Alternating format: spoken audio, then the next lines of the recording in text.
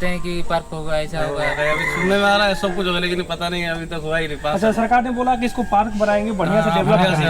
मतलब साल 2 साल में एक बार सरकार की तरफ से मतलब लोग आते हैं, 2-3 महीना काम होता है, 2-3 महीना काम होता है, बाद में फिर बंद हो जाए, फिर चले जाएंगे और उसके बाद साल भर कोई ध्यान नहीं रहता।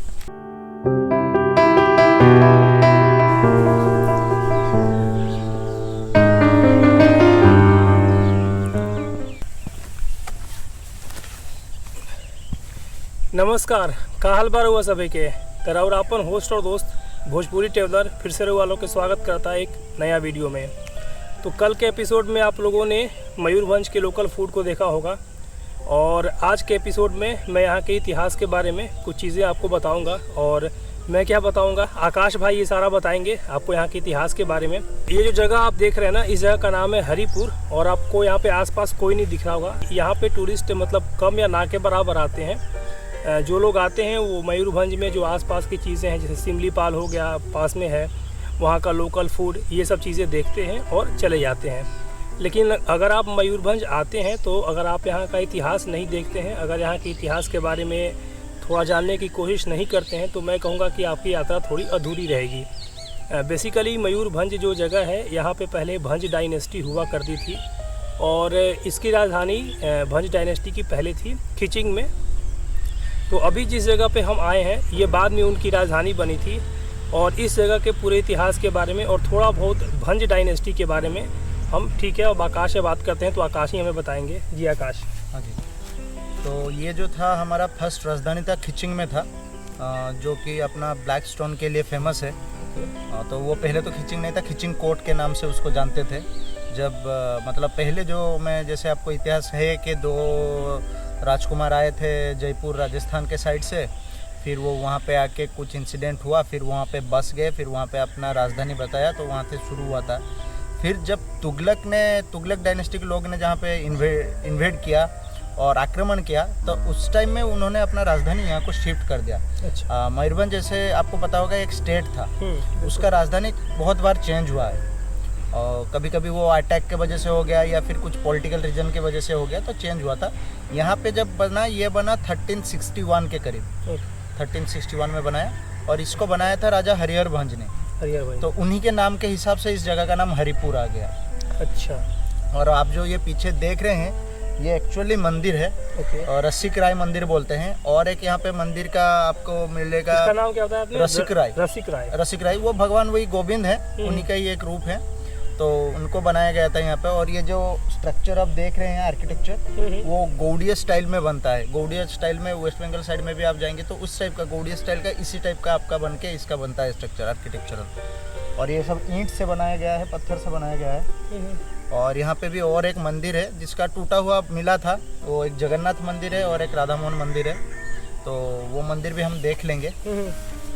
और अभी कुछ साल पहले आर्कियोलॉजिकल सर्वे ऑफ इंडिया इसको अपने अंडर में लेके इसका तब काम देख रहे हैं। तो बात वही है कि लोगों को इतिहास जानने के लिए आप जहाँ से इतिहास शुरू हुआ था वहाँ पर आना चाहिए। बिल्कुल। तो ये भंज डायनेस्टी में जो सबसे बड़े राजा थे, जैसे हर डायनेस्टी में कोई एक ऐसा राजा होता है जिसका सबसे ज़्यादा नाम होता है, तो भंज डायनेस्टी में कौन थे? ऐसे तो राजा बहुत थे जिन्होंने अपने फेज में बहुत कुछ काम किया। जैसे मैंने हरिहर भंज बता दिया, फिर आगे थे बैद्यनाथ भंज आया था जो 15th सेंचुरी में वो जो जगन्नाथ मंदिर हमने देखा उन्होंने बनाया था। अच्छा। फिर उसके बाद बहुत राजा आए, फिर श्री रामचंद्र भंजदेव आए जब कुछ साल पहले, जब उन्होंने कटक का जो मेडिकल है सबसे उड़ीसा का बड़ा गवर्नमेंट हॉस्पिटल है उन्होंने बनाया था। उन्होंने अपना जो कोर्ट था शाही दरबार, उसको उन्होंने राजाओं ने दान कर दिया था लोगों की पढ़ाई के लिए, एजुकेशन के लिए। अच्छा। तो हर सेंचुरी में कोई ना कोई आया जिसने कुछ ना कुछ काम करवाया है। ऐसा नहीं बोल सकते कि किसी एक राजा ने करवाया है। जितने भी भंज डायनेस्टी के भी जो भी राजाएं थे ना, उनमें वो प्रजा के लिए बहुत काम करते थे। अच्छा। भंज डायनेस्टी की पुरानी राजधानी थी, आप वहाँ पे भी जा सकते हैं। और वहाँ पे एक गांव है जहाँ पे आप क्या बता, केसना बोल के गांव है, जहाँ पे जो काला पत्थर होता है ना, वो काला पत्थर का क्रैबिंग से वो सब कुछ बनाता है। मूर्ति हो गया या फिर आपके कुछ खाने का वो थाली हो गया, कटोरा हो गया, या फिर हम जो मसाला पीसते हैं जिसको हम यहाँ पे हेमदोस्ता बोलते हैं, वो हो गया, वो सब वहाँ पे बनाए थे। वो पूरा गांव का कारीगर, उनका वो पैसा है। अच्छा। तो वो सब जगह देखना चाहिए आपको, क्योंकि वो सब चीज़ आपको ऐसे आजकल क्या होता है ना, अमेज़न कोई भी साइट हो गया, ई कॉमर्स साइट में वो बहुत बेचते हैं वो लोग। लेकिन वहाँ पे जो चीज़ मिलेगा ना, आप देखने से पता चलेगा कि एक आज के टाइम में वो लोग जो सर्वाइव कर रहे हैं, एक कला को बचा के रखे हैं, इतने दिन वो पास ऑन कर रहे हैं जनरेशन बाई जनरेशन। तो वो सब चीज़ देखना चाहिए कि कुछ कुछ कलाएँ हैं जो इंडिया की अपनी ऑन कलाएँ हैं, वो कैसे कैसे हैं। तो इससे क्या होगा ना, बहुत लोग अगर आएंगे देखने के लिए तो उस कला के बारे में चारों तरफ जानेंगे तो उनको भी कुछ मदद मिल सकता है। जैसे कि हमारा अभी चल रहा है वोकल फॉर लोकल, तो हमारे तो लोकल में ही बहुत कुछ चीज़ें हैं इंडिया में कि हमको बाहर की चीज़ों के ऊपर डिपेंड नहीं करना चाहिए। बात वही है कि लोग जानने की कोशिश नहीं कर रहे हैं। बात वही है, हम फैसिनेटेड हो जाते हैं बहुत कुछ बाहर के सामान की तरफ, कि अपने अंदर जो कुछ है वो जो इंडिया में इतना कुछ है तो वो नहीं देख पाते हैं। तो इट्स गुड थिंग कि कोई आप जैसा आए तो वो सब जगह घूमे, तो लोगों को क्या होता है, प्रमोशन मिल जाता है, क्योंकि उन लोगों से उनका परिवार चलता है और एक कला के बारे में सब कुछ जान जाएंगे। तो वो जगह विजिट करना चाहिए जो केसना विलेज है। कुल मिला के ये है कि जब आप यहाँ पे आएंगे ना, तो अभी आर्कियोलॉजिकल सर्वे ऑफ इंडिया ने हाल ही में इस जगह की देखभाल करनी शुरू की है और ये जगह मतलब काफ़ी दिनों से उपेक्षित पड़ी थी। तो यहाँ पे बहुत कुछ मिल सकता है, क्योंकि एक मतलब पूरे वंश की राजधानी अगर ये जगह थी तो यहाँ पे कई चीज़ें ज़मीन के अंदर दबी होंगी निश्चित रूप से। तो यहाँ पे मतलब बहुत ज़्यादा उस तरीके से ध्यान नहीं है सरकार का, तो यहाँ पे ध्यान दिए जाने की ज़रूरत है थोड़ी।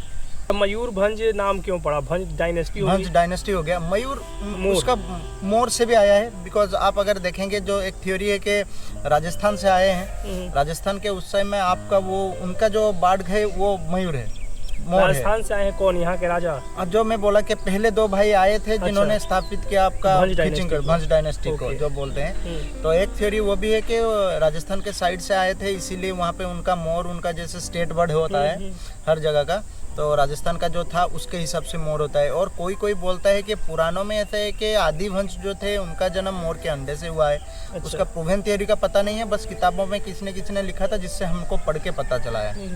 तो मयूरभंज जैसे हो गया आपका बड़ा, सबसे बड़ा जिला हो गया। अभी मयूरभंज में आपको देखने के लिए ऐसे तो साइट्स मिल जाएंगे। मंदिर जो हो गया, जो यहाँ का जगन्नाथ मंदिर है, वो पुरी के बाद सबसे बड़ा जगन्नाथ मंदिर है। अच्छा, पुरी के बाद जगन्नाथ, पुरी के बाद ये मयूरभंज का जो मंदिर है जगन्नाथ मंदिर, बारीपदा का। तो मयूरभंज जिले का जो मुख्यालय है वो बारीपदा है, और बारीपदा का जो जगन्नाथ मंदिर है वो दूसरा सबसे बड़ा जगन्नाथ मंदिर है उड़ीसा का। 15th सेंचुरी में आया, उसको वैद्यनाथ भंजदेव ने बनाया था, जो राजा वैद्यनाथ भंजदेव थे। और वो पुरी जैसा यहाँ पे भी 3 रथ होते हैं। अच्छा। जहाँ पे भगवान बलभद्र, उनकी बहन सुभद्रा और महाप्रभु जगन्नाथ 9 दिन अपने मौसी के घर जाते हैं। और यहाँ पे हमारा एक अलग कस्टम है कि यहाँ पे जो हमारा सुभद्रा जी का रथ है वो आप पुरी में देखिए, कहीं पे देखिए, वहाँ पे वो लोग सब मिल के, मतलब हर जेंडर के लोग उसको खींचते हैं। लेकिन ये पहली जगह है जहाँ पे शुरुआत हुआ था कि ओनली लेडीज़ लोग ही उसको खींचेंगे, और आज तक वो चल रहा है। अच्छा, लेडीज बस लेडीज ही उसको खींचते हैं, सुभद्रा जी को जो रथ यात्रा है। इसका यूनिकनेस इस रथ यात्रा का क्या है, यहाँ पे पूरी में 1 दिन में खत्म होता है। यहाँ पे रथ की खिंचाई 2 दिन होती है। अच्छा। मतलब जाने के टाइम 2 दिन, आने के टाइम 2 दिन। तो बेसिकली क्या है कि मयूरभंज में आपको सीनिक ब्यूटी भी मिलेगा, खाने का शौकीन है वो भी मिलेगा। तो मतलब मयूरभंज में अगर आप आ रहे हैं बारीपदा में, और अगर आप फूडी हैं तो मतलब मैं सजेस्ट करूंगा कि आप एक बार बारीपदा अपनी ज़िंदगी में ज़रूर आइएगा। बहुत कुछ है यहाँ पे खाने के लिए, बहुत कुछ है टेस्ट करने के लिए। तो खाना हो गया, हिस्ट्री हो गया, और साथ में nature, scenic beauty, tourist spots जो होते हैं तो वो भी है। तीनों चीज़ें हैं यहाँ पे। 2-3 चीज़ें मैं आपको बता देता हूँ। ये जो मौसम है घूमने का, ये बेस्ट मौसम माना जाता है उड़ीसा का। दिसंबर, जनवरी और फरवरी, क्योंकि गर्मी के दिन इतना कोई ट्रैवल नहीं कर पाता। तो बस दिक्कत ये होगी कि ये टूरिस्ट का सीज़न है, तो इस टाइम में आपको कई चीज़ें महंगी हो जाएंगी और थोड़ा सा पहले से आपको बुकिंग वगैरह करनी पड़ेगी। बाकी इसके अलावा मतलब आप उड़ीसा कभी भी आइए, आराम से यहाँ पे घूमिए। और मयूरभंज के पास में ही सिमलीपाल नेशनल पार्क है। ये काफ़ी मतलब सुंदर जगह है, काफ़ी फेमस है। इसके अंदर में कई सारे वाटरफॉल्स हैं, काफ़ी बड़े बड़े वाटरफॉल्स हैं। तो अगर आप सिमलीपाल जाने के लिए सोच रहे हैं तो सिमलीपाल के लिए आपको पहले से बुकिंग करनी पड़ती है, गवर्नमेंट से परमिशन लेना पड़ता है। गवर्नमेंट से अगर आपको स्टे करना है तो ऑनलाइन आपका स्टे का निकल जाएगा पेमेंट करके।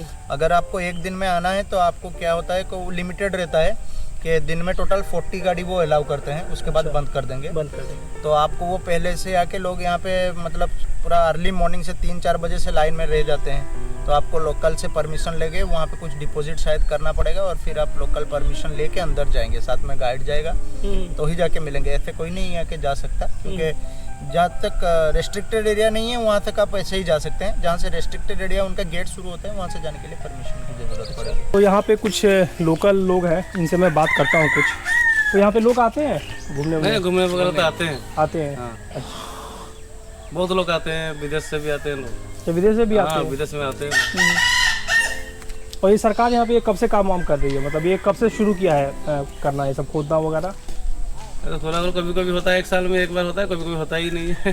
अच्छा, मतलब साल 2 साल में एक बार सरकार की तरफ से मतलब लोग आते हैं, 2-3 महीना काम होता है। 2-3 महीना काम होता है, हाँ, बाद में फिर बंद हो जाए, चलते फिर चले जाएंगे और उसके बाद साल भर कोई ध्यान नहीं रहता। रहे। अच्छा, बोलते हैं कि पार्क होगा, ऐसा होगा। अभी सुनने में आ रहा है सब कुछ होगा, लेकिन पता नहीं अभी तक हुआ ही नहीं पास। अच्छा, सरकार ने बोला कि इसको पार्क बनाएंगे, बढ़िया से डेवलप बढ़िया से, करेंगे। हाँ, जैसे देखने वाला आता है, देखने के लिए अच्छा से जो दिखेगा ही। ये पेट्रोलियम मंत्री आया था यहाँ धर्मेंद्र प्रधान, धर्मेंद्र प्रधान, हाँ। हाँ वो सिलेक्शन करके गया था जो ये पार्क होगा, लेकिन अभी तक हुआ नहीं। अच्छा, तो ये कब की बात है कोई ये? ध्यान नहीं देता। हो गया बस 1 साल तो इलेक्शन टाइम में। इलेक्शन के टाइम? हाँ आया था, यहाँ बोर्ड मार दिया पूरा, यहाँ से वहाँ तक। हाँ आ गया, मैं बना दूंगा, पार्क बना दूंगा, ऐसे होगा, ऐसे होगा। कौन सा नाम दिया था? आदर्श आदर्श आदर्श। हाँ आदर्श का आदर्श गाँव, आदर्श गाँव। तो ये जो इतनी बढ़िया चीज़ है आप लोगों के गाँव में, हाँ, तो और आप हम लोग भी सरकार से बोलते नहीं कि इसको थोड़ा प्रमोट करिए आप? कौन बोलेगा, तो नेता लोग उधर है तो वो तो 2 पैसा मारने के लिए वो तो कोशिश करते हैं। अब पता ही हो क्या करेंगे। हाँ, तो जब के रहते हैं कोई काम आएगा तो हम भी काम में लगेंगे थोड़ा। हाँ, मतलब यहाँ पे अगर कुछ होगा बढ़िया, अगर ये टूरिस्ट स्पॉट बन जाएगा, लोग आएंगे तो आप लोगों को भी तो रोजगार मिलेगा ना। अब आप लोग अभी लॉकडाउन में नौकरी सभी चलेगी तो आप लोग गाँव आ गए हैं। गाँव आगे आप लोग कहाँ काम करते हैं? हम बेंगलुरु में काम करते हैं। बेंगलुरु में। आप? पंजाब। पंजाब में। पंजाब में कहाँ? पंजाब में हम चंडीगढ़ में थे। लुधियाना हाँ, लुधियाना कपड़ा चंडीगढ़। फैक्ट्री में। हाँ। अच्छा, आप भी? आप भी?